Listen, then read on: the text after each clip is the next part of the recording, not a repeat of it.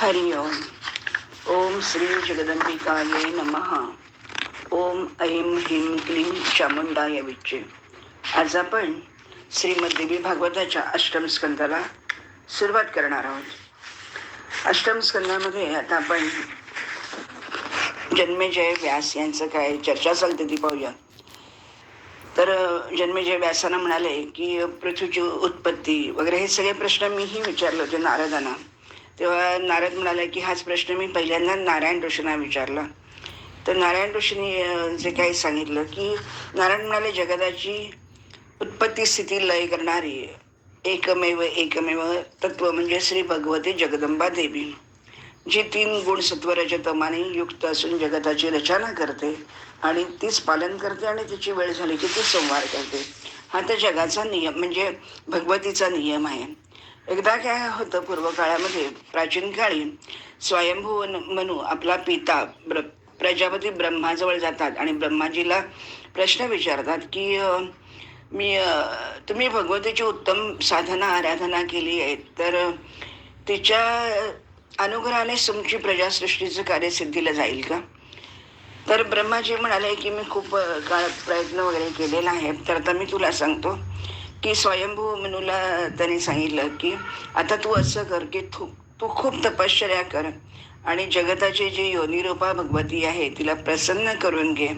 आणि मग ती प्रसन्न झाली. माया स्वरूपिणी सर्व शक्तिमयी सर्व कारणांची कारण देवेश्वरी एकदा आद्या भगवती प्रसन्न झाली की मग तू तिला प्रश्न विचार. म्हणून मनुवाच नमो नमस्ते देवेशी जगत्कारण कारणे शंखचक्र गदा हस्ते नारायण हृदाश्रिते माहेश्वरी महाभागे महामाये महोदये महादेव प्रिया वासे महादेव प्रियंकरी सर्व मंगल मांगल्ये शिवे सर्वार्थ साधिके शरण्ये त्र्यंबके गौरी नारायणी नमस्ते. अशा प्रकारे त्यांनी भरपूर स्तुती केली की स्तुती सगळं काही करणारी तूच आहेस, मधुकैडभांचा नाश करणारी तू आहेस.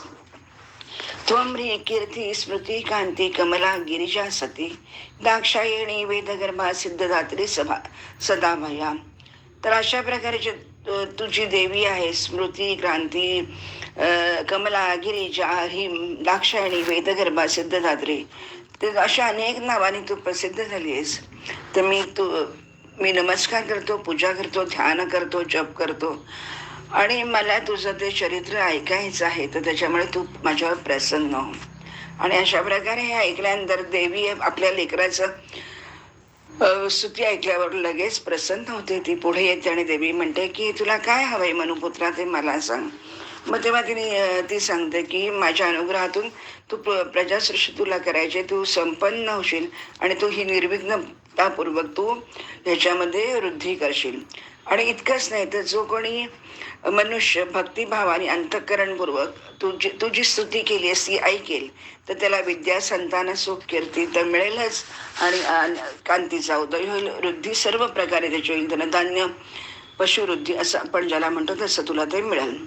नारायणाने हे सगळं ऐकलं आणि नारायण म्हणाले की देवी भगवती अंतर्धान पावली नंतर.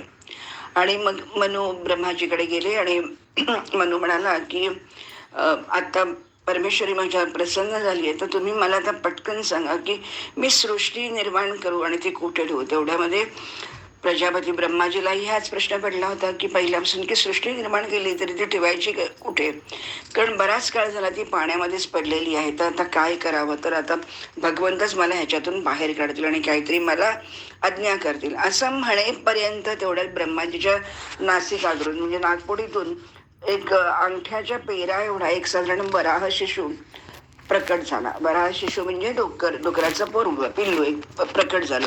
आणि ते बघता बघता बघता वराह शिशु आकाश एवढा मोठा रुंद झाला, विशाल काय झाला, हत्तीच्या आकाराचा झाला. आणि हे सगळे मरीची नारद सर्वजण पाहत आहेत की अरे बापरे हा बघता बघता कोण आहे. मग तेव्हा त्यांच्या लक्षात आलं की ज्यार्थी आपण या विषयावर चर्चा करत असताना हा जो प्रकट झालाय त्यार्थी हा नक्की अंगठ्याच्या पेरा एवढा असणारा हा जो वराह भगवानाचा. त्यांनी लगेच जय जयकार केला आणि त्यांना सांगितलं की तूच काही सर्व काही आहेस. कारण कसं आहेस तू, तर सत्यलोकामध्ये निवास करणारा श्रेष्ठ देवता आणि विप्रवरांना छंदोबद्ध उत्तम स्तोत्र तथा रुक्साम अथर्ववेदांचं संभूत पवित्र सुक्तांचा आदी पुरुष तू, अशी तुझी आम्ही तुला स्तवन करतो, तुला वंदन करतो. आणि अशा प्रकारे हे सर्वांनी तो जो वरारूप होता त्याने सगळीकडे पाहिलं, एकमात्र कृपादृष्टी टाकली आणि त्यांनी सांगितलं की तुला काय पाहिजे. तर त्यांनी सांगितलं की आपल्याला पृथ्वी ठेवायची आहे जलातून काढून. तेव्हा तो वराह भगवान सो सो सो म्हणजे वास घेत घेत घेत पृथ्वी म्हणजे जलामध्ये जातो आणि जलामध्ये जाऊन तो त्याला वास घेतल्यानंतर ती पृथ्वीचा त्याला वास येतो, ती पृथ्वीवर काढतो आणि एका सुरक्षित जागी तिला स्थापना करतो. आता ही पृथ्वी जेव्हा वर येते म्हणजे आता पृथ्वीवर आल्यावर म्हणजे वराह भगवान काय करतो तर तिला आपल्या दाढेवर घेतो आणि तो तिला वर आणून ठेवतो. तेव्हा पृथ्वीला अतिशय आनंद होतो आणि ती स्वतः देखील खूप त्याची स्तुती करते. तर तेव्हा ती म्हणते, नमो नमस्ते देवेश सृष्टी संहारकारक दानवानां विनाशाय कृत नाना कृते प्रभो अग्रतश्च नमस्तुते पृष्ठतश्च नमस्तुते सर्वमाधारभूत बृहद्धाम नमोस्तुते त्वयाहं प्रजा सर्गे नियुक्त शक्ती बृंहितः. तर अशा प्रकारे ती तिचे म्हणजे स्तुती करते आणि मग ती सांगते की तू वराह भगवान मला म्हणजे वर काढलं म्हणजे पृथ्वीला काढलंस वरती आणि त्यामुळे मी आता सगळीकडे सुजनाम सुफलाम होऊन सगळ्यांना उपयोगी पडेन. अशा प्रकारे त्यांचं वर्णन होतं. मग नारदजी पुढे विचारतात की पुढे काय झालं. मग त्यावेळेला ती पृथ्वीवर आणत असताना हिरण्याक्ष म्हणून हिरण्याक्ष जो असतो तर त्याला तो मारून टाकतो आणि मग तो वर येत म्हणजे त्याला पृथ्वीला घेऊन वर येतो. म्हणजे आधीमध्ये काम करताना सुद्धा अनेक गोष्टी अडथळे निर्माण होतात, तर तिथल्या तिथेच त्यांना निपटून टाकायचं आणि पुढे यायचं. तर अशा प्रकारे ती पृथ्वी एकदा वर येते. आता महाराज मनु जो आहे त्याचं वंश परंपरा आहे, तर त्याचं आपण आता वर्णन ऐकूया की मनुला कोण कोण होतं. तर मनुला प्रियव्रत आणि उत्तानपाद अशी 2 मुलगी होते आणि 3 कन्या होत्या. आता प्रियव्रत आपल्याला माहिती आहे आणि उत्तानपाद तोही आपल्याला माहिती आहे. तर आणि 3 कन्या होत्या. त्याच्यापैकी पहिल्या मुलीचं होतं आकुती, दुसरीचं नाव होतं देवहूती आणि तिसरी होती ती प्रसूती. आकुती रुचिला दिली, देवहूती कर्दमाला दिली आणि प्रसूतीला दक्ष प्रजापतीजवळ तिचं लग्न करून दिलं. आणि रुचीच्या कडून आकृतीचे यज्ञरूप भगवान आदिपुरुष प्रकट झाले. कर्दम ऋषीकडून देवहूतीचे कपिल भगवान उत्पन्न झालं आणि कपिल मुनींनी सर्व सांख्यशास्त्राचं आचार्य म्हणून त्यांनी त्या रूपात प्रसिद्ध झाले आणि त्यांनी सांख्यशास्त्राचं तत्वज्ञान सांगितलं.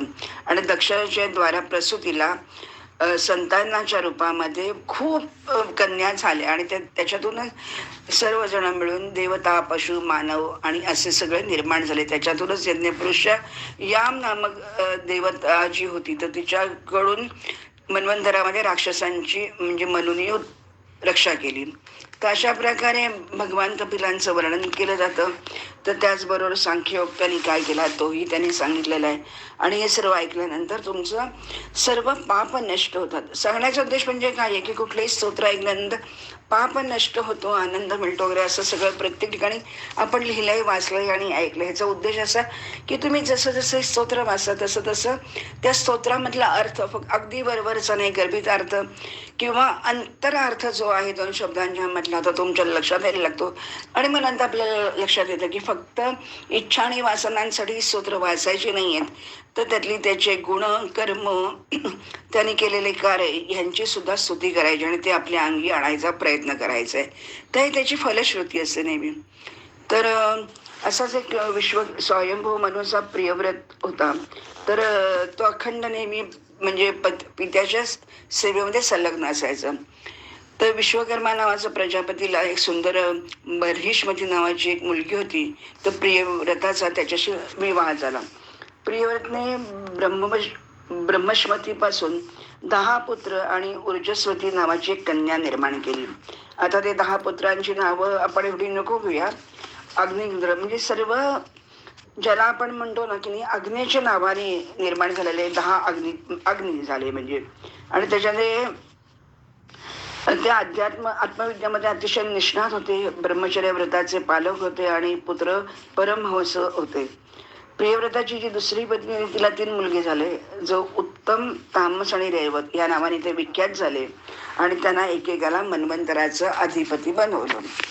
आता महाराज प्रियव्रताने काय केलं, अ, एक नाही दोन नाही 11 अर्बुत वर्षापर्यंत राज्य केलं. आपण त्यांची संख्या नुसती ऐकू, कारण आपण काय एवढी शून्य शोधणार नाही आणि आपण काय जेमतेम आपण 100 वर्षापर्यंत सुद्धा काय माहिती नाही म्हणजे. तर एकदा काय होतं की तो अतिशय सुंदर राज्य करणारा आहे प्रियव्रत. तर एकदा पृथ्वीचा काही भाग प्रकाशित होतो आणि दुसऱ्या भागामध्ये अंधकार होतो.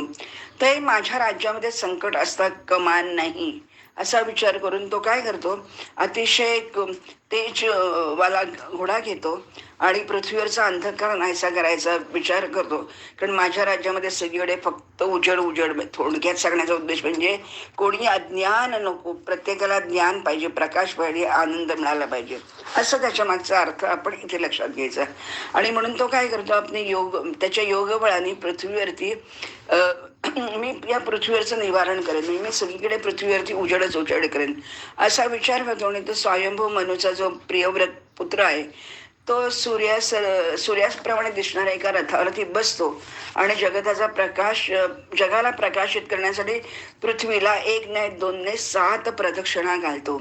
आता लक्षात घ्या तुम्ही, ते 7 प्रदक्षिणा पृथ्वीला घातल्यानंतर होतं काय की त्या रथाचे जे चाकांचे जे गट्टे पडलेले असतात त्याच्यापासून 7 समुद्र तयार होतात आणि मग त्याच्या मध्ये जी काही जागा असते त्या 7 समुद्रांच्या मध्ये, तर तिथे 7 द्वीप तयार होतात.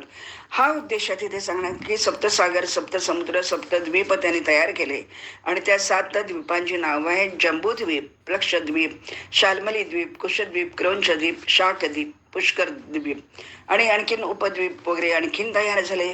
आणि अशा प्रकारचे 7 समुद्र त्याच्यामुळे निर्माण झाले. काय तर त्याला एकदा असं वाटलं की पृथ्वीवर काळोख नको. अशा प्रकारे करता करता म्हणजे प्रत्येक विचारामागे काहीतरी कारण आणि त्या कारणानुसार ती घटना घडते आणि मग ते कार्यसिद्धीला जातं. तर अशा प्रकारे क्षारोद समुद्राला पहिला जो द्वीप आहे त्याचं नाव जंबूद्वीप आहे. आणि प्रियव्रताचे जे 7 मुलगे आहेत त्या 7 मुलांना त्यांनी एक एक द्वीप वाटून दिला आणि राज्य करायला सांगितलं. आणि मग अशा प्रकारे एक एक द्वीपाचा एक एक राजा झाला. आता पुढे आपण जाऊया, भूमंडळावरती स्थित असलेल्या द्वीप आणि वर्षांचं संक्षिप्त आपण चरित्र पाहूया. सर्वात उंच असलेला सुवर्णमय सुमेरू नामाचा पर्वतराजा होता. हा पर्वत गोलाकार पृथ्वीरूप कमळाच्या कर्णिकेसारखा दिसतो आणि तो 32 योजनेत विस्तार आहे. त्याचा किती मोठं आहे वगैरे त्याने सांगितलेलं आहे. कारण ही सगळी योजना आणि हा विस्तार आहे तो इतका प्रचंड आहे की फक्त आपण नुसतं म्हणूया की त्याच्या पुढे कोण होतं. मग त्याच्यानंतर पुढे हिमालय, निषद आणि हेमकूट असे 3 पर्वत आहे आणि त्याच्यामध्ये तिथे माल्यवान नामक अजून एक पर्वत आहे. त्याच्यानंतर मंदर, मेरू मंदर, सुपार्श्व, कुमुद हे 4 पर्वत सुमेरुगिरीच्या पायाशी तिथे स्थित आहेत. म्हणजे त्याच्या पायथ्याशी हे सगळे पर्वत आहेत. असं करता करता करता हे जे सगळे पर्वत आहेत तर त्या पर्वतांवरती दूध, मध, उसाचे रस, त्याच्यानंतर सुस्वाद म्हणजे अगदी पवित्र जल अशी 4 सरोवर आहेत. यांचं स्नान, आचमन आणि हे सगळं केल्यानंतर महाशक्ती प्राप्त होते. आणि मग त्याच्यामुळे काय होतं, इथले जे देवतागण आहेत ते अतिशय म्हणजे स्वच्छ, अगदी ज्याला आपण म्हणतो खूप सुंदर आणि छान असतात. तिथे ते राहतात, त्यांना कुठल्याही प्रकारचा आजार होत नाही, काही होत नाही. आणि त्याच रसातून अरुणोदा अशा नावाचं एक नदी तयार झाली आणि हीच रम्य जलवाली नदी देवदेवतांना आणि दैत्यांद्वारा पूजित केली जाते. आता ह्याच पर्वतावरती पापनाशिनी भगवती अरुणा नावाची देवी आहे आणि ती सर्व मनोरथ पूर्ण करते आणि ही भगवतीचं पूजन केले पाहिजे. कारण काय आहे, हीच आद्या, माया, अतुला, अनंता, पुष्टी, ईश्वर मालिनी वगैरे अशा अनेक नावाने ती प्रसिद्ध आहे आणि तिच्याकडूनच जांबुनत नामक सुवर्ण उत्पन्न होतं याच्यातूनच. आता आपण पुढे जातोय आणखीन. अशा प्रकारे त्याच्यापेक्षा आता जंबूद्वीपाचं वर्णन पाहिलं. जंबूद्वीपामध्ये जंबू म्हणजे जांभळ. जांभूळ जी काय तयार होतात त्या जांभळाच्या रसातून नामक नदी तयार होते आणि जंबाद्विनी नावाने ती प्रसिद्ध आहे. आणि इथे काय होतं, राक्षस, नाग, ऋषी सगळे जे कोणी लोक आहेत ते त्या भगवतीची तिथे उपासना करतात. आणि ही ही जी नदी आहे तर त्याच्यामुळे रोगाला नष्ट करते ही देवता. आणि मग ती जंबू नदीच्या तटावरती जी माती आहे तर ते माती त्या जंबू रसामध्ये मिश्रित होते. त्याच्यानंतर सूर्यप्रकाश, सूर्याची किरण आणि वायू यांच्या संपर्कात आल्यामुळे आता लक्षात घ्या कुठे कुठे काय काय मिळतंय बघा. आणि तिथे काय होतं, सुवर्ण तयार होतं. म्हणजे जंबू नदीच्या तटावरती माती, जांभळाचा रस, त्याच्यानंतर तिथे सूर्याची पडणारी किरण आणि वायू या सर्वांच्या संपर्कातून सुवर्ण तयार होतं. आणि त्या सुवर्णाचे दागिने, कर्धनी, मुकुट वगैरे अशासाठी विद्याधरणी देवतांच्या स्त्रिया ती आभूषणं घालत असतात. आता कदंबाचा एक मोठा विशाल वृक्ष आहे सुपार्श्व पर्वतावरती, आणि तो पण असाच अनेक योजन मोठा आहे वगैरे. आणि तिथे महादेवी धारेश्वरी नावाची एक देवता वास करते. तीच पुढे देवपूजा, महोत्सवा, कालरूपा, महानना, कर्मफलदा अशा अनेक नावाने ती प्रसिद्ध आहे. तिथेच पुढे आपण गेल्यानंतर कुमुदपूर्ववरती एक वटवृक्ष आहे. तर तो वटवृक्ष आहे तर त्याच्यामध्ये त्याच्या खाली त्या वटवृक्षाच्या इथून ज्या नद्या वाहत येतात त्या नद्यांमध्ये दूध, दही, मध, तूप, गूळ, अन्न, वस्त्र, शय्या, आसन आणि आभूषण वगैरे अशा प्रकारांची तिथे निर्मिती होते. आणि पुढे आपण अजून आलो की तिथे भगवती नावाची तिथे देवी प्रतिष्ठित झालेली आहे. तीच निलांबरा, रौद्रमुखी, निलालकयुता, अतिमान्या, अतिपूज्या, मत्त मातंग गामिनी, मदनोन्मादिनी, मानप्रिया अशा प्रकारे अनेक नावाने ती तिथे प्रसिद्ध झालेली आहे. आणि त्या नदीचं पाणी नुसतं प्यायलं तर इतकं चैतन्यदायी आहे की शरीरावर कुठच्याही प्रकारचा आजार नाही, कुठली ज्याला आपण सुरकुत्या पडतो म्हणतो, जरा, रोग, व्याधी काही नाही. त्यांच्या चेहऱ्यावर कायम प्रसन्नता, चैतन्य आणि आनंद असतो. आता सुमेरू पर्वत जो आहे तर सुमेरू पर्वताच्या बरोबर मध्यावरती पद्मयोनी ब्रह्माजीची पुरी म्हणजे त्याचं नगर आहे तिथे. आणि हा जो लोकपालांचा जो म्हणजे ब्रह्मदेव तिथे राहतो. थोडक्यामध्ये सांगायचं म्हणजे सुमेरू पर्वतावरती ब्रह्मा, इंद्र, अग्नी आदी लोकपालांची क्रमशः त्यांच्या तिथे नगऱ्या आहेत, तिथे पुरी आहेत तिथे. आणि अजून असं गेल्यानंतर सुमेरू पर्वतावरून त्याची एक गंगा नावाची नदी बाहेर पडते आणि मग ती विष्णुपदातून बाहेर येते. आणि ही विष्णुपद म्हणून तिचं नाव झालेलं आहे. आणि विष्णुपदातली ही कुठे आहे तर उत्तानपादाचा जो पुत्र ध्रुव होता, म्हणजे आपण ध्रुव बाळाची गोष्ट खूप वेळा ऐकलेली आहे की तो छोटासा 6 वर्षाचा, आपण त्याला बाळच म्हणतो. ध्रुव बाळ आहे तो एकदा चिडतो, राजाच्या मांडीवरती बसायला राजा नाही म्हणतो. आणि मग सुनीती त्याची जी आई सांगते की तेवढी तुला म्हणजे लायकी कमवायला लागेल. आणि म्हणून तो जो अरण्यामध्ये जातो आणि प्रत्यक्ष नारद मुनी त्याचा दीक्षागुरू होतात आणि ओम नमो भगवते वासुदेवाय हा त्याला मंत्र देतात. आणि तो मंत्र मिळाल्यानंतर अक्षरशः तो इतकं महातप करतो की भगवंत प्रसन्न होतो. आणि तो त्याला सांगतो की राजाची मांडीच घ्या, तुला मी सर्वात उंचावरती तुला मी स्थापित करतो. आणि म्हणून ते ध्रुवाचं आठवळ तारा असं ज्याला आपण म्हणतो तर तो इथे वर्णन केलंय. ही जी गंगा आहे ती पुरुषांची सिद्धिदायिनी आहे. आणि अशा प्रकारे ती गंगा वाहत विष्णुपदावरून येऊन हजारो करोडो विमानांना व्याप्त करत देव मार्गावरून अवतरित होते. आणि मग ती ब्रह्मलोकाची देवी गंगा 4 भागामध्ये विभक्त होते. आणि त्या 4 भागांची नावं अशी आहेत की सीता, चक्षु, अलकनंदा आणि भद्रा. आणि या सर्व नद्या पूर्व, पश्चिम, उत्तर, दक्षिण अशा या दिशातून जातात आणि त्या आपापल्या पुढे खालती समुद्रांना, त्यांच्या स्वामींना समुद्राला जाऊन मिळतात. तर अशा प्रकारे लीलावृत्तामध्ये आता आपण शंकरद्वारा भगवान श्रीहरी संकर्षणाची आपण आता आराधना कशी केली आहे ते आपण पाहूया. आता पुढे असं होतं की एक भगवान श्रीहरीने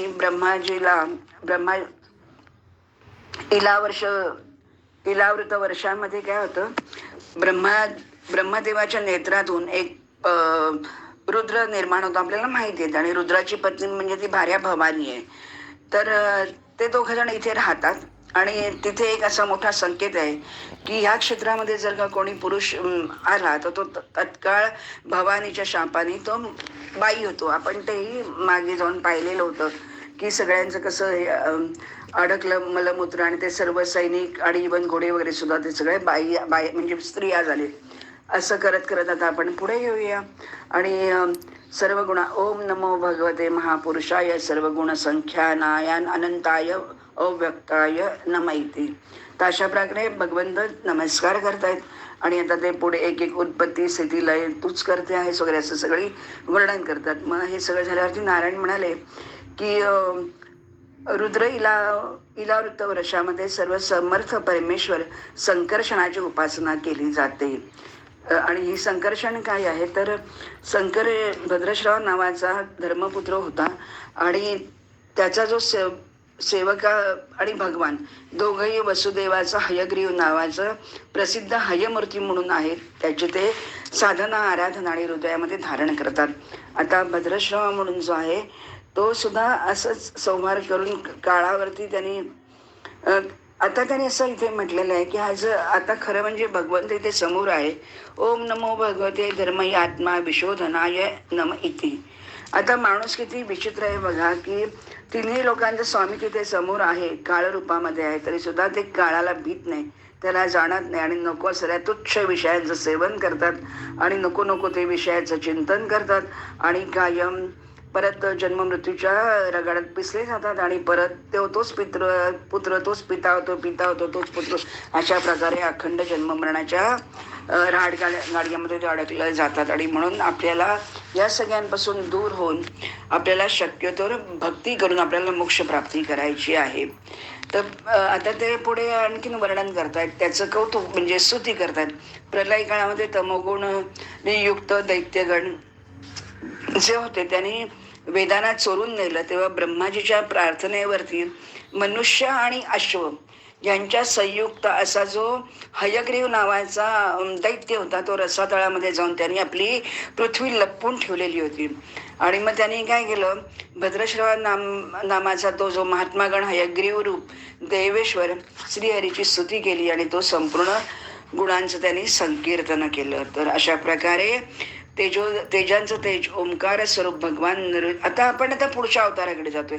सांगण्याचा उद्देश म्हणजे त्यांनी जे जे काही अवतार घेतलेले आहेत त्या अवतारांचं आता त्यांनी इथे कौतुक केले. आता नृसिंह कोणामुळे प्रकट झाला तर प्रल्हादामुळे नृसिंह आला. तर म्हणून ओम नमो भगवते नरसिंहाय नमस्तेजस तेजसे.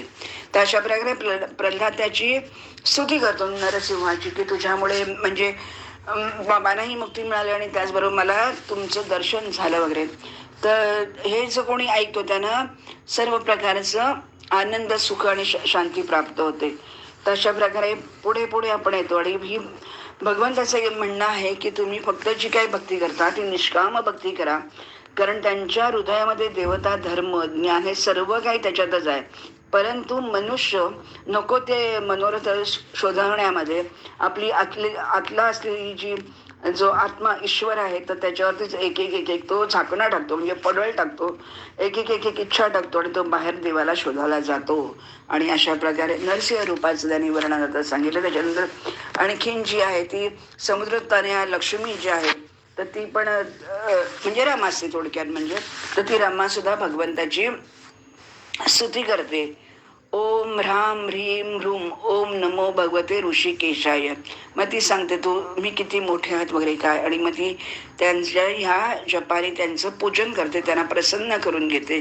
आणि मग ती सांगते की हे भगवान, जी स्त्री चरणकमलांच्या पूजाची कामना करते आणि कुठल्याही प्रकारची अभिलाषा करत नाही तर तिला तुम्ही सर्व इच्छा तिच्या पूर्ण करतात. पण जे फक्त छोटेसे बारीक सारीक जे काही सांसारिक आणि प्रापंचिक किंवा वैषयिक जे काही इच्छा घेऊन आलेले असतात त्यांची तुम्ही इच्छा पूर्ण करता. पण ती इच्छा पूर्ण केल्यामुळे काय होतं की त्या मनुष्याला ती वस्तू मिळते, त्याला थोडा काळ बरं वाटतं, ती वस्तू संपली की तो दुःखी होतो. आणि पण त्यामुळे होतं काय, भगवंत आणि भक्त यांच्यामध्ये नेहमी फूट पडते.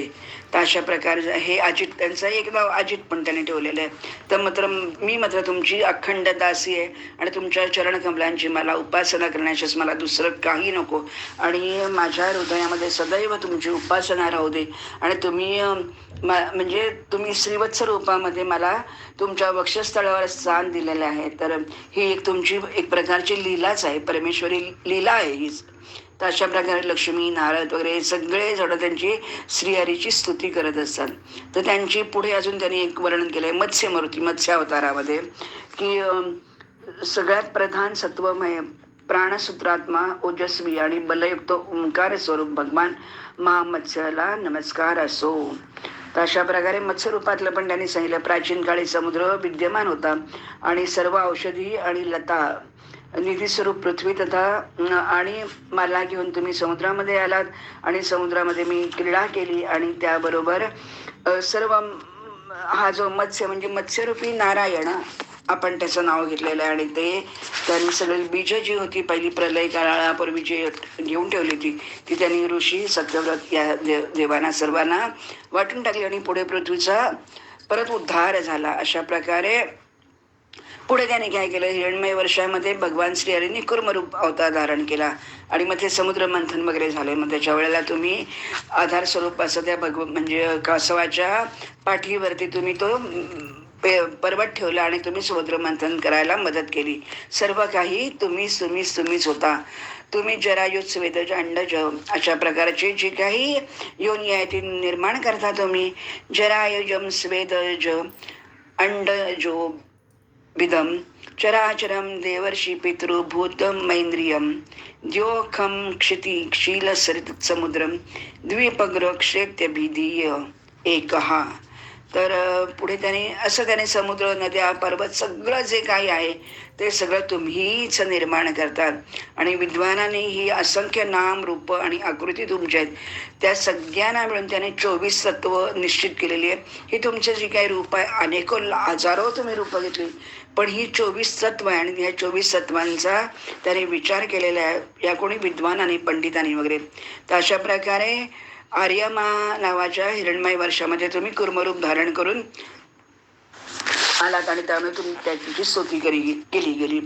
त्याच्यानंतर पृथ्वीदेवी आदिवरा रूपाची यज्ञ पुरुष म्हणून तिने स्तुती केली. तर अशा प्रकारे सर्वजण श्रीहरीची आता इथे स्तुती करतायत. अशा प्रकारे आता मग त्यांनी पुढे भगवंताच्या प्रत्येक अवतारामध्ये त्याच्या भक्तांमुळे जे प्राकट्य झालं तर तो सुद्धा प्रत्येक भक्त त्याची परत स्तुती करतोय. तर अशा प्रकारे हनुमंताने सुद्धा रामाची स्तुती केलेली आहे आणि अशा प्रकारे आपण या सर्व अवतारांचं परत गुणगान गातो. आता पुढे आपण जातोय आता की जम्बूद्वीप जे आहे तर त्याला सुद्धा अजून 8 उपद्वीप आहेत अशी सुद्धा आपण त्याने तिथे वर्णन केलंय. जम्बूद्वीपापेक्षा अजून मोठा आहे प्लक्ष म्हणजे नावाचा एक प्लक्षद्वीप आहे आणि सुवर्णमय अग्निदेव निश्चित रूपाने प्रतिष्ठित होतो. 7 जिव्हावाला अग्निदेव म्हणून ती प्रियव्रताची ही मुलं आहेत सगळी, ती 7 द्वीपांवरती त्यांनी परत ठेवलेली आहे. असं क्रमामध्ये कुठल्या ह्याच्यातून पर्वतातून किंवा नदीतून किंवा द्वीपातून काय काय मिळतं तर ते सगळं वर्णन केले आहे. कुशद्वीपामध्ये म्हणजे तुपाचा समुद्र आहे आणि त्याला क्रौंच द्वीप असं म्हणतात. क्रौंच नामक पर्वतावरती तो विद्यमान आहे म्हणून तो क्रौंच द्वीप आहे.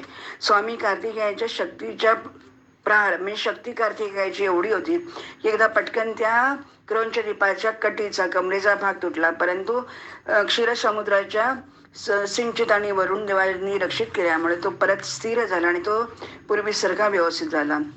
आणि अशा प्रकारे अनेक नद्या, अनेक त्याच्यातून निघणाऱ्या वस्तू अशी त्यांनी वर्णन केलेली आहेत की त्यामुळे ते आपल्याला इथपर्यंत येतं. आता अग्नीच्या शिखेसारखा दिसणारा अजून एक प्रकाशमान विशाल ज्याला पाकळ्या आहेत, जवळजवळ लाखो पाकळ्या, सुवर्णाच्या पाकळ्या असलेलं पुष्कर म्हणजे कमळ आहे अशी एक कल्पना केली आहे. आणि समस्त लोक म्हणजे लोकालोक म्हणजे स्वर्गलोक, देवलोक वगैरे असेल तर समस्त लोकांची रचना करण्याच्या इच्छेने लोकगुरु श्रीहरीने भगवान ब्रह्माच्या आसनाचं म्हणजे ब्रह्मदेवाला आपण म्हणतो ना कमळावरती सीता आहे म्हणून, तर ते त्याचं वर्णन त्यांनी इथे केलेलं आहे की श्रीहरीने ब्रह्माला जे बसण्यासाठी आसन द्यायचं तर ते हे लाख सुवर्ण पाकळ्यांचं ते आसन होतं आणि त्याच्यावरती ब्रह्मदेवाला स्थापित केलेलं आहे.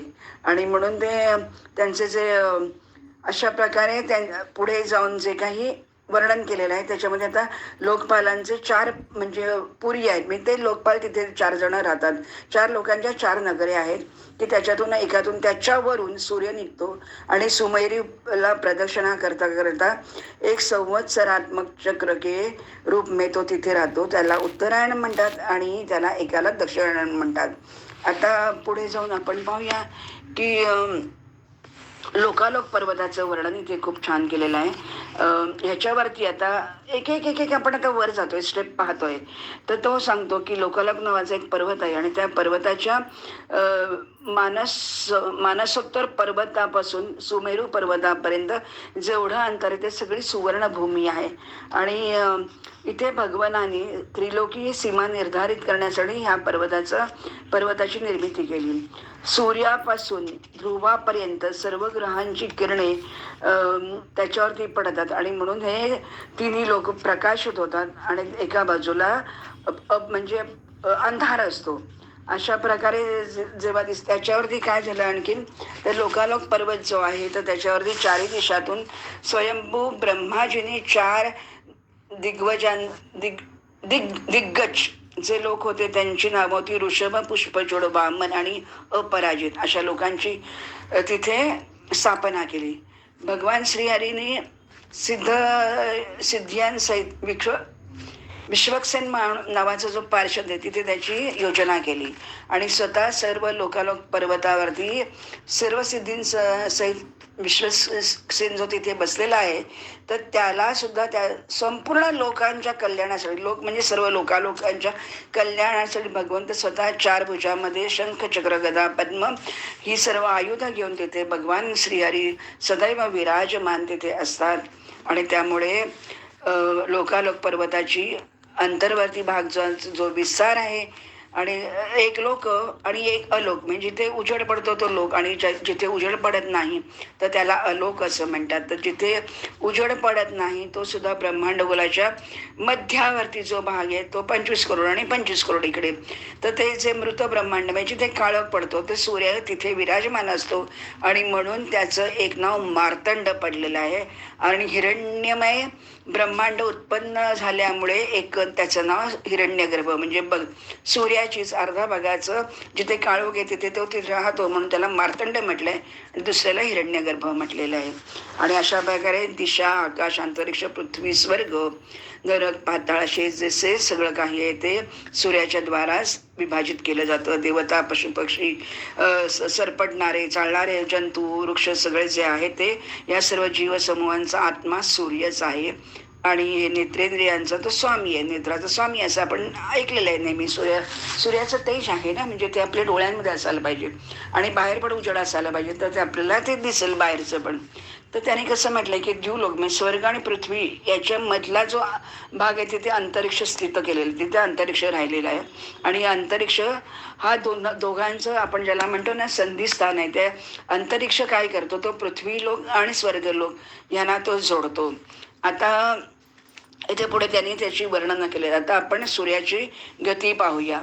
उत्तरायण झाल्यावरती सूर्य मंद गतीने चालतो तेव्हा उत्तरायण आरोहण स्थान ग्रहण करतं आणि जेव्हा म्हणून ते दिवसाची म्हणजे दिवस मोठा होतो आणि दक्षिणायामध्ये अवरोह स्थान असल्यामुळे दिवस लहान आणि रात्र मोठी असते.